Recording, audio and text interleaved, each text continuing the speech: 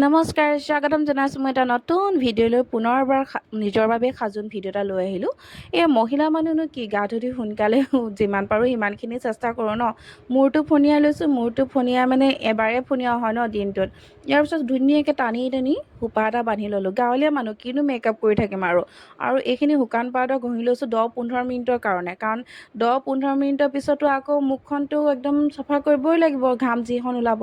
আৰু তাতোতকৈ ডাঙৰ মোৰ যে ছালখন একেবাৰে ৰ'দত পুৰি গৈছে, দেখিছে নহয় মোৰ ছালৰ অৱস্থা। হাতখন চাওক, কালাৰটো ৰং একেবাৰে ক'লা হৈ গৈছে, একদম ডিঙি এইটো ছাইডত মানে মোৰ বিলৈ নাইকিয়া হৈছে। সেয়েহে মই কালিৰ পৰা নেমু ঘঁহিছোঁ। আপোনালোকে জনাবচোন, মানে ইয়াৰ পৰা পৰিত্ৰাণ পাবৰ কাৰণে মই কি কৰিব লাগিব, বিশেষ মই নাজানো।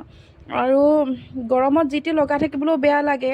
ইয়াৰ পিছতনো কি আৰু সেন্দুৰকণ লৈ পিনে দিনটোলৈ বুলি কামখিনি কৰিবলৈ আজৰি হৈছোঁ। ঘৰতে থাকোঁ যেতিয়া, গৃহস্থী আজিকালি মই। আৰু এটা কথা কওঁ হা, গৃহস্থী মানুহে হওক বা কৰ্মী মানে বাহিৰলৈ ওলাই যোৱা মানুহেই হওক, মহিলা মানুহৰ যে কামৰ ক'তো মানে কম বেছি নাই। আৰু বাহিৰত কাম কৰিবলৈ যোৱাগৰাকীও যিখিনি কৰিবলগীয়া হয়, ঘৰত থকাখিনিও কৰিবলগীয়া হয়। আজিলৈ ভিডিঅ' ইমানেই, ভাল লাগিলে লাইক এটা কৰি